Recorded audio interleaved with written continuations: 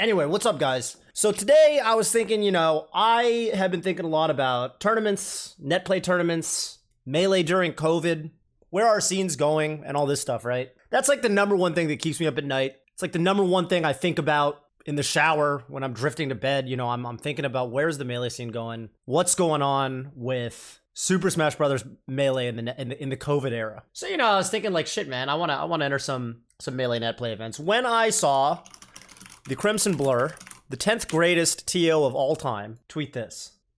No lie, no, wait, this is the wrong Crimson Blur tweet. Ah, fuck. Okay, well, this one was good too. Ignore that one. Fuck, where is it? Where is it? Here it is. Here it is. Okay, I saw this. This is the one. Sorry, Blur, who we're about to dial in, by the way. Crimson, I can't believe Biden Johnny stalked his way to victory. Blur's got some great tweets and some tweets that are less great. I want you to look at that. Look at him.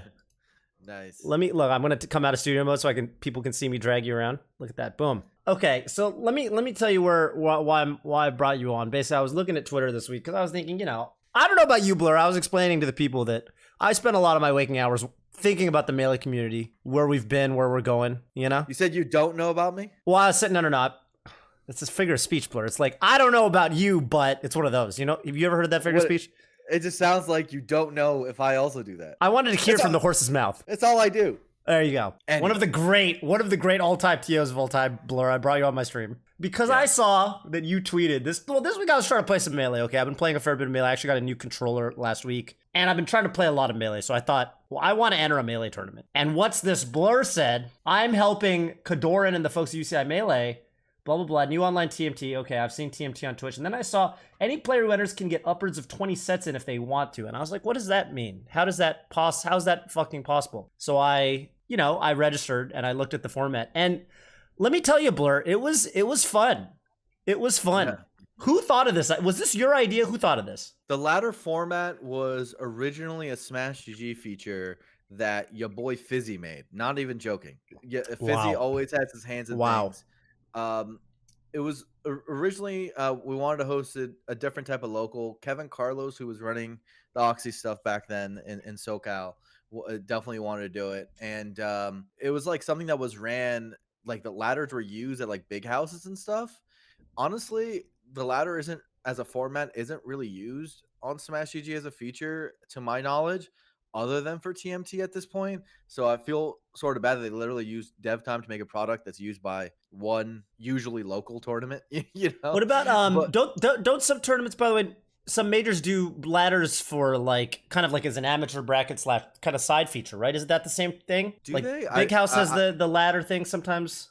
Oh yeah. Like, you know what I'm talking about? At Big House, yes. Do they use that sort of fell off. So like basically once Shine did, how like Shine did like those those type of poker pools where basically you sign up sit and goes, I think they're called. Yeah. Like you like they're impromptu tournaments. Like they basically say at 5:30, if you're at this location, we will run a 16-person bracket for the first 60 people register. Oh yeah. They started doing that instead, and that got more popular than I think the putting a ladder at your actual live event. Also, like ladders take a shit ton of setups. They do. So like in order to have 20 sets, like everyone's got to have a setup. So for online, it's actually way different, right? Because there's no setup. There's no physical TV. You can always play. Yeah. So to explain it for the people at home a little bit, the ladder is basically a system where it's just like Hearthstone. You literally, if you played Hearthstone, you know what I'm talking about already. Where you get stars for every win you get, and you lose stars for every loss you get. And then there's like little tiers, right? So it's called like rookie, pro, all-star. There's all these names for these tiers. You just keep playing sets and you accumulate these stars. And basically at the end of the ladder, we take the top cut, usually like a top 8 or a top 16 from the ladder, and we put that into a double elimination bracket. So the reason we do it this way is for a few reasons. It's number one, for new players, they can get a ton of sets in for their money. So like they can just keep playing a billion sets. This is so much better than double elimination, which I am really frustrated that every TO is doing in online right now, right? Like people are saying, "Oh, cool, we have rollback now, we have online, like we're making it work," and they're right, right? However, that's like level one reasoning, right? The level two Mm, reasoning is like, yeah, but look at our fucking entrance, right? We're having nationwide events, and they're hmm getting like 120, 80 entrants at best, right? Like that's not good, right? Like when the cost barrier is like $5, right? Like our right. majors used to get a lot of people. We know people are playing a shit ton of Slippy, so Oh like we yeah, have people are playing all day. we have so many users, and actually like a lot of like the smaller online events I'm sure you're looking at are getting like 10, 20, 30 entrants, right? Right. And it's like that's not that good, right? And like why aren't people entering, and how do we make it bigger and better, right? Like what is the next step? Like I know we're making it work, but like can't we make it work even better than what we're doing? And so that's what I'm trying to approach it as, like what's the barrier? And I know for me personally, the reason I haven't been entering online events is I'd rather just use my You'd rather just time play, in probably. unranked, right? Yeah. And I don't like blocking off like 6 hours of my time like that, right? And Right. that's what's crazy about the ladder is you don't actually have to commit to anything. You can just go into it, queue into a match or two, go to sleep, fucking go eat something, and then queue into more matches, right? It's not like, hey, you entered this tournament, you are obligated to be in there for 6 hours. You know what I mean? Yeah. And you have to be on time. You have to keep communicating. You have to do the back and forth between TOs and your opponents, etc. Let It's me like let me it's a tell whole you different let me experience. tell you what my experience was like, because I played Go in ahead. it and I don't think I got it. Like I don't think I like got it until I actually played in it and kind of experienced this format for myself. So I just pulled it up on the stream, and this is the Smash GG page in, how do you say, in post. This is like how my evening went, and this is about Monday, not because Tuesday was just a bracket. Top Cut's just a bracket. So I basically I played and I clicked the play button, and within 1 minute I found Jams, and I was like, oh cool, okay, I got a match. Then I played him, and it felt serious. It felt like a serious tournament set. We're trying to win. There's stakes. You'd get nervous the way you would get nervous in a tournament set, and we finished. And then I was like, oh, okay, cool. And then I queued again, and then I had Fiction, and then I lost that set. And I realized I was playing through this. You know what this felt like? And seeing my rank go up and down, it felt like I was solo queuing. I actually felt like, what it felt like to me was like, imagine there's a blocked off chunk of time, which was run 5 to 10, right? 5 to 10 p.m. And it was like there was a 5-hour chunk of time where I could solo queue, but it was limited. It wasn't, it didn't have anything to do with my overall ranking for, moving on to other things. It's just, I am just trying to get as high. It's like an isolated solo queue environment almost, if that can make sense. Like an instance, Exactly. And Exactly. and it's just like, just play fucking ranked games for 5 hours and see how good you can get, or how good you can do. And once I like started seeing it that way, I was like, yo, this is fucking sick. Cause it actually getting an opponent felt like as easy as clicking start in Slippy unranked, except it's not unranked, it's ranked. Right. You see what I'm saying? And not only that, but it's not just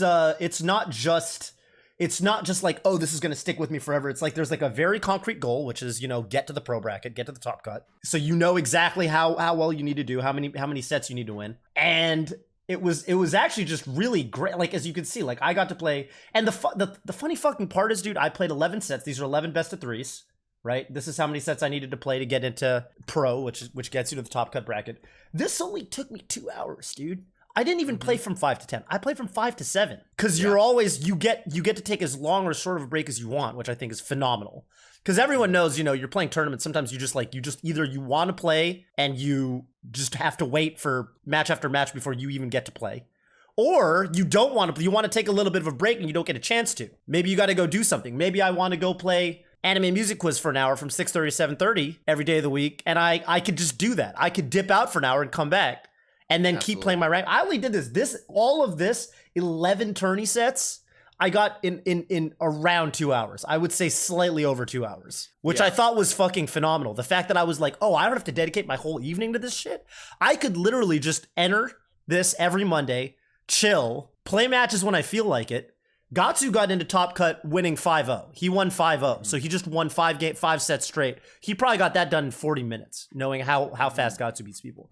And I think that's just like, that's so sick. It's like, I think it's really good for players in particular, because you can just get in this and you're just playing like, it's literally like unranked with stakes, which is phenomenal. I feel like that's the whole reason people started playing Smash Ladder Ranked in the first place. I'm sure Fizzy is drawing some inspiration from this, because this is, his system that he built. I'm sure he's drawing some inspiration from this for his own rank system that he's going to put into Slippy. But just the fact, and then there's also the fact that you don't have that same, like, you know, with, I don't know if you've ever experienced this with games like ranked games online where you get like ladder anxiety or whatever, you know, and you're like, oh, this is, if I lose this game, this is going to impact my ranking forever and all this. You don't really get that because you know that it's just for that one event. You know, it's like an isolated thing. And I thought that was so cool. It's like the best of the unranked world with the best of the ranked world. And I thought that was really cool.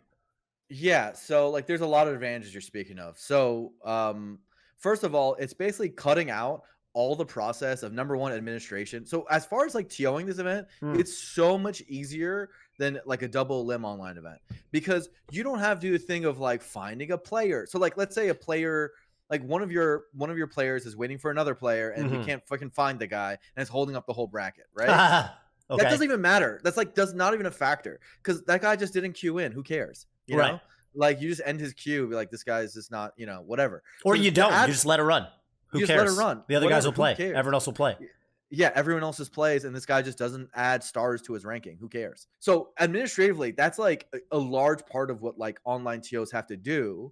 So this thing like almost runs itself. It's literally just like you put it out there and it runs itself. Second of all, there is a matchmaking component to it. So like if you start losing a bunch, it's going to put you against the people who are at the bottom of the ladder. It'll try to, you know? Yeah. And versus like, and if you're doing I had to play Fiction 3 times between Monday and Tuesday. So I think the system's trying to tell me I'm roughly as good as Fiction, because it kept trying to get me to play Fiction. Well, you guys were near the top early on, right? Like, so that's probably why. Later on as well. Yeah, later on.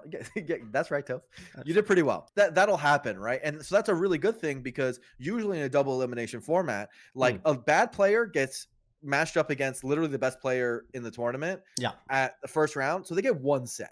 Like people like to act like it's 0-2, they get 2 sets, they get 1 set, right? Like whatever. Well, 1-2, same idea. It's a tiny amount, really. Yeah, exactly. So and you get 1 good set. Yeah, you get as many good sets as you pretty much want to play. Exactly. So that itself is crazy, and there's no wait time, right? Like it's literally like you're not waiting on TO to tell you what to do. There's no like talking between a ton of people, no like coordination. And so there's I accidentally got DQ'd because the Smash UI wouldn't update or some stuff. And so I got to get a TO to un-DQ me so I can play my match. Let me tell you, that's happened to me before in these brackets. Yeah. So all of that stuff, I think, is stopping people from entering. Like for me, all these reasons are why I wouldn't enter an online double limb bracket. So I'm like, how do we fix? No, but dude, I don't want to spend 5 hours waiting on a freaking match when I don't feel like me internally I'm that good yet. You know, like I don't personally feel like I'm that good. Dude. I don't need a tournament to like truly prove it for me. You know what I mean? Right.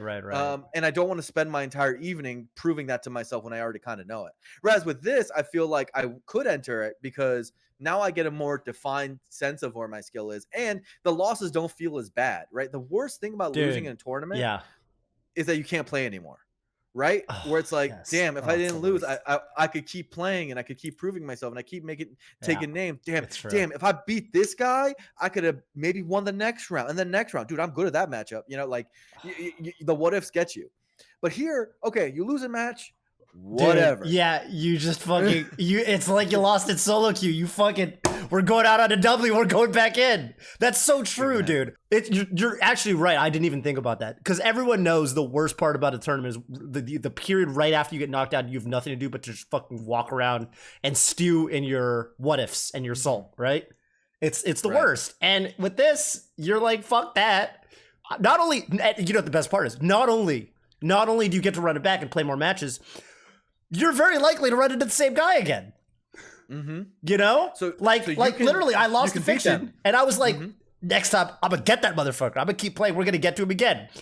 And then I lost worse the second time, but that's okay. You know, I'm not trying to use my concrete example. I'm just saying the fact that you might even run into the same guy again means you actually get your run back, which I think is phenomenal. I mean, obviously they have to keep playing. I actually wanted to ask you about one facet of the system, mind you, which was because I was reading the rules or whatever, right? And it mentioned basically that, okay, so the bracket on Tuesday, I love the ladder that feeds into a bracket. I think that's really cool, because, you know, a bracket's still great when it comes to actually figuring out who the best player is.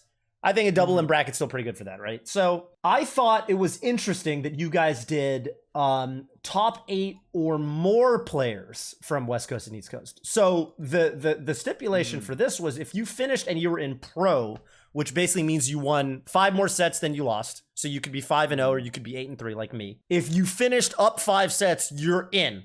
Period. And doesn't that kind of de-incentivize people from play? So like, okay, Fiction's a baller, right? So Fiction played on because I guess he was just having fun or, you know, whatever. So on Monday, he kept going and he made it past the pro tier into the, okay, I don't remember what it was called. There were tiers above pro. I stopped at pro. I think most people stopped at pro. Once they got into pro, it's like, cool, I'm in for Tuesday. I'm done. My run's done. I qualified. I'm good.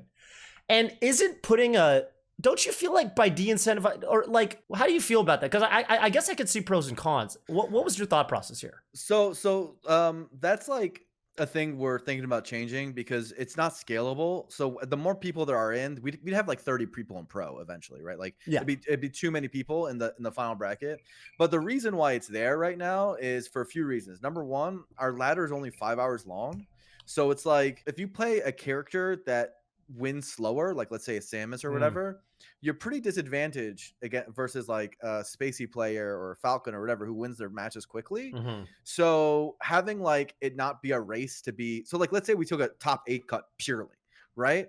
Then even if the Spacey player loses occasionally, if they have a high win rate, they're still going to outpace the Samus player, right? Just naturally. Yeah. So the reason why that stipulation exists is because our ladder is sort of short, 5 hours. I'm skipping ahead a little bit, but I have a lot of ideas for where TMT can go. And I actually think if people understood the fucking vision behind this thing, they'd realize like how insane it is. What I want to do with TMT long term is basically make it ranked before ranked. Yeah. So this thing you mentioned earlier, it reminds you of ranked mode in any other game, right? Like it's very similar.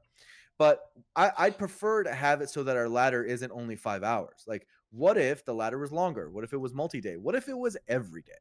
You know, like what if you could just queue into this thing all the time and then we took the top cut at the end of the week and put that into a bracket? You know what I'm saying? Okay. You see where it's going. The only reason we don't do that right now is because our entrants still need to go up. Like this is right now roughly like the second biggest weekly other than the rollback rumbles already. Like it's getting 60 is pretty good for online right now. But we want to make them bigger. And in order to basically feel like we can make our ladder longer, we would just need more people in the ladder so that it wouldn't feel like, hey, you're queuing for a really long time. Or you're queuing against the same people over and over. Or you're queuing against the same people over and over. So we can't really expand the hours too much right now. So like while like our entrants are still like climbing up there, I think we're going to grow pretty fast. But once we grow pretty fast, I think we're going to have it be a little more restricted. Maybe instead of pro, it's going to be you have to be all-star or the next tier up, you know, in order to qualify. But in general, like the main reason that rule right now exists is we don't want to make it like a speed run contest of like the top cut because that'll get a little degen, you know, like, and ultimately that's also why we don't seed by ladder placement because like the ladder, like the end placement of it isn't going to be hyper accurate, right? Like Gatsu played 5 matches, he's done. Gatsu's probably, you know, he's was top 3 player in the tournament, right? So it's not necessarily going to be hyper accurate. It's more about, you know, do you qualify? Do you get it in? Setting a goal for yourself. I'm glad you spoke on the vision because I was going to propose, you know, that's something that people have been talking. I mean, okay, so people have mostly been talking about in the context of like what Slippy Ranked is going to do and how with Slippy Rank when that comes out, because, you know, a guy like, I think what's so cool about the Melee community right now, and this was something I was thinking about today, was like what we have, I think that a lot of other communities don't have right now is that our top players are aching for stakes right now, right? You can see it when you listen to Mango Talk, Zane, Leffen, all of them really want tournaments with stakes, or I shouldn't even say really tournaments, but they want matches with stakes right now. They're all grinding and they want a way to prove themselves. And I was watching Mango stream and he was saying, you know, yeah, when Slippy Rank talks, I'm probably going to push for the #1 spot. The fact that a guy like Mango is saying, I'm going to try to push for the #1 spot. Like if Mango ever tried to hit, you know, if you've ever tried to hit Smash Ladder #1 or whatever, a guy like Mango would get it for free if he cared, right? You know, that spot has gone to players like, you know, Michael or whatever in the past. It's never been taken that seriously from top players. Right now, it feels like you put something like this out and you give it enough time and you give it enough attention, all of the top players are going to be competing on it and they're going to be taking it seriously, which I think would be super sick because then it's going to trickle all the way down. Mango's playing this seriously. you know, like I should too, kind of thing, you know? You know what I could see being different from something like this to something like Slippy Ranked? Just kind of spitballing now. I feel like with something like Slippy Ranked, something that a ranking system that lasts for a very long period of time like that, you know, where it's like, you know, you can imagine seasonal ranking resets or something, but something that's more akin to a conventional online game ranked ladder is I could see them wanting to potentially go for a more something like Elo or True Skill, as opposed to just raw, like you win a game, you get a point, you lose a game, you lose a point. Yeah. I mean, maybe that's better, you know, like who knows, versus like Hearthstone. But for this, I think Hearthstone does something like this. Yeah, Hearthstone's literally this. They're literally the same system. This is the Hearthstone system. The thing that always bothered me about Smash Ladder is similar. Smash Ladder to me always felt like the way you get rating. Have you played much ranked on Smash Ladder? Have you tried to climb that ranking system? Oh yeah, I did it for a while. Didn't it always feel like the way to climb on Smash Ladder is just find easy opponents, win the set, and play a lot? It doesn't matter if you're a great player. It just matters that you play a lot, and you can always and a mediocre but pretty good player will always outrank a great player that doesn't play as much. Didn't it feel that way? And I just feel for like a long-standing ranking system, you want to avoid that. Ranked on Smash Ladder's problem was, first of all, you picked your opponent, so you literally were like, that's totally true. That's you totally literally true. Like, I'm not gonna play ranked out against this character or this person who like or whatever. Yeah, and it's like what would happen was, first of all, better players would just not be able to get matches. Like, so if you're wondering totally why the good player representation at the top of Smash Ladder is bad, it's like, well, if Mango went there with a tag named Mango, like maybe they'd want to play him just to play him because he's Mango, but people would know they'd lose going into it, so they wouldn't queue into him necessarily. They wouldn't queue into him. You can't. It's totally true. It's totally true. That is far and away the biggest flaw with Smash Ladder ranked. But even then, right? Like, just from my own personal experience, like the other fighting game I've been trying to grind, or I was trying to grind in recently, was I guess Granblue Versus. They do the same thing with the points, and it's okay. Where it's just like, I think it's what you're saying with Hearthstone. It's +1 for a win, -1 for a loss. I guess you're getting the nitty gritty at this point, but it does feel like, you know, the fact that you can beat it feels like if you queue into Joe Schmo and you beat him and you get a point, and you queue into a god and you beat them, it doesn't feel like those should be equal, you know? I mean, it's whatever. It's whatever. That's the whole like Elo argument for Elo, right? Right.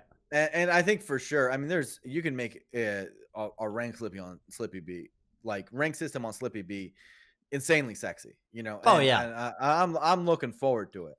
Don't get me wrong. One thing that we are doing that's like sort of going off what you said is that we do have a seasonal point system in this. So like basically your results from each week are recorded in a point structure, and how that's gonna roll is like you gain points based on the wins you get on ladder, how you finish on the ladder every week, and your placement in the final bracket every week. So we do have a system like that where it's like some level of point system. We'll see how seriously people take that, or if that's a thing. But that's going along the ideas of you know, having an overarching rank or whatever, and how well you're trying to do. Yeah. Right now, like the way I see it with this is like, first of all, just letting people know it exists and know like what it's trying to do and why it's different than other online events. When all and ranked out, like I don't know what's gonna happen to Melee. I feel like we might just become fucking huge, bro. Like I don't know, Toph. Like is the future unlimited right now? I can't tell. Yeah, I mean, no, it's very exciting, and I think it's 2021 is going to be really interesting, because I think there's going to be that we're going to start seeing that 2020 felt like, to me at least, if you're paying any attention, 2020 felt to me like offline events are not going to happen forever, and they're just not on the table right now, and we got to figure out what we're doing in the absence of them. 2021, I think it's going to start increasingly to feel more and more like offline events are on the horizon. How do we integrate what we have built in quarantine and in lockdown? We know when we didn't have them. How are we going to integrate that to make our offline ecosystem better as we kind of reintegrate? That could look, so, you know, you look at Japan, for example, where they're doing better with COVID than we are, obviously.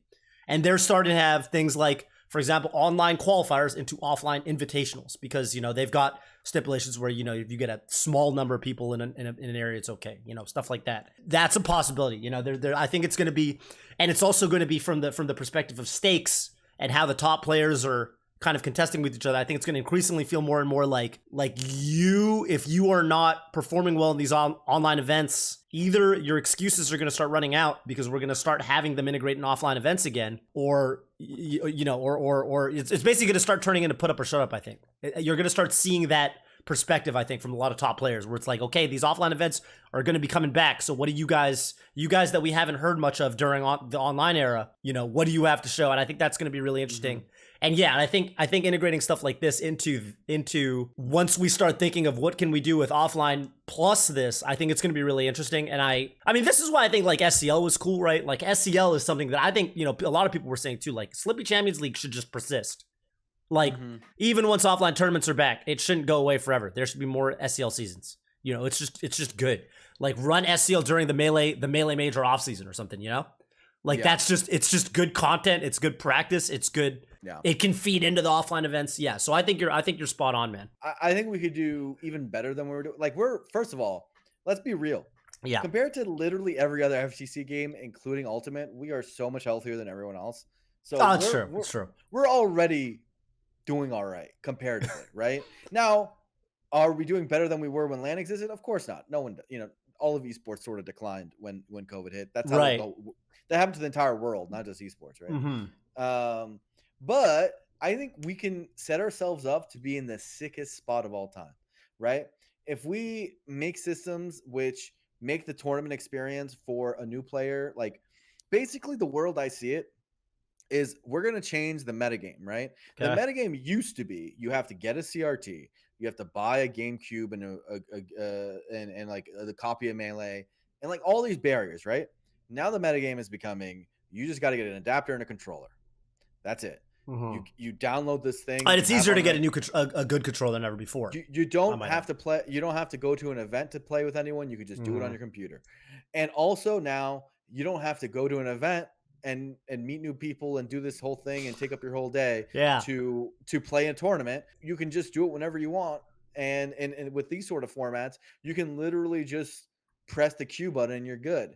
And once ranked comes out, you're going to have a decent gauge of where you are if you feel like you're ready, whatever. And then LAN events are going to be like the big showdown. And all this stuff is going to make the funnel so much better, right? Like the experience is just getting so much better. Like with time, we're making the experience so refined and so sick that these, like, no matter what billion-dollar company comes around and throws money at their bullshit, right? They're not going to be able to make the experience the same, right? Our experience is just going to be better. The player experience is what matters, not prize pool, not any of that. What matters is are the players having a good time? Is it a good game? We already have the sickest game, right? We have the sickest game. We already have the sickest game. Yeah. Now, can we make the new player appreciate that sick game for what it is as fast as possible? You know what it is? It's the Zoomer market. We have to capture the Zoomer market. Zoomers, you could go on TikTok. I can open up TikTok on my phone and just fucking, I have a TikTok account. I don't even follow anybody. You can open it. Have you seen their discovery mechanism? You could just scroll and it's showing me, you know, the new hot dances, all this funny shit. I could be out there for hours. I don't. I did when I got the app. I'm just saying hypothetically. I could be on there for hours just nonstop. All kinds of shit. And without any investment on my part. It's so free. They make it so the feedback loop is so addictive because that's what the Zoomers need. You're not going to capture the Zoomers with no smashladder.com nonsense. Got to go to some fucking website, make an account, all this nonsense. They need, and this is what I always give Fizzy props for. I'm going to give Fizzy props in two areas that I think people are underappreciating him in. One, you go to slippy.gg and I can't deal with these complicated. I can't go to some fucking giant doc about I got to do all this crazy nonsense. It says there's a button that says get started now. In fact, I would even make, you know what I would do? I would make the font on this button bigger. I would make the font of this button bigger. I would make this button stand the fuck out.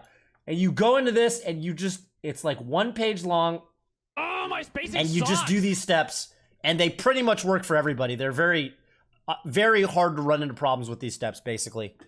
And that's it. And you're done. You just follow this very simple guide and it's set up. And I feel like a lot of, when you compare that to a lot of other fighting games, by the way, Killer Cubs, thank you for the tier 1. I super appreciate that. Do you guys have a shortcut? If I do smash.gg/TMT, will it go to We haven't posted the next week one yet. Okay, it goes to the most recent one. You guys should definitely all enter. It's super fun. It's super fun. I love that I don't even have to play. I can literally enter and like, I don't have to, maybe I'm fucking busy at 5 p.m. because some shit came up. I could just start playing at 7 or 8. It's so low commitment. It's crazy. So it's great. I think you're absolutely right. I think the reason people are entering ultimate online tournaments, but not melee ones, is because the melee unranked experience is beating the online tournament experience. And what we're trying to do is try to make it be closer and have parity to it and make it make sense and have a point. Yeah. Like that's literally it. It's like, and it's funny because like that's what people always said about like IRL locals. Like, will they exist in a post Slippy era? And I think the answer is going to be the same thing. If you're an actual good TO and you can make your event worthwhile, if you can make your tournament have value and it can compete with this bomb ass shit that Fizzy's doing, then you deserve to exist, right? But like realistically, I think that's the thing, is that Slippy Unranked is literally so fun and so good. That's most people's entire melee experience right now. And let's diversify the bonds. Let's put more into it. Let's put a little more action into it. And I feel like there's a lot of creative things that we can do, and the tools are right in front of us. I love that. Thank you, Blur. I appreciate. I love what you had to say about that, and you raised some really fuego points that I didn't even consider. I'm really glad I got you on. I try, man. And it's gonna be a good time. Shouts to Melee. Shouts to Slay the Spire too, because that's what I'm about to do. Yeah, you got to slay some spires, right? I'm sorry to keep you. Dude, I know you. I know you got a tight schedule today. I love talking to my boy. It's good though. We got a new patch in Slay the Spire, so everything's like kind of exciting. Everyone doesn't know what's going on. I haven't played the game in like 2.5 months. Okay. Kind of not streaming, so like I'm excited to play again. So okay. We'll see. Thank you to everyone who stuck around for the melee discussion with Blur. All the Blur fans, second biggest Blur fan. And thank you, Blur. Thank you for coming on. We got to do this again sometime. Appreciate it, homie. Editor, make sure the link is in the description. We got to have the link to the Smash in the description so people can sign up. All right. See you, Blur. Peace. Bye. Peace.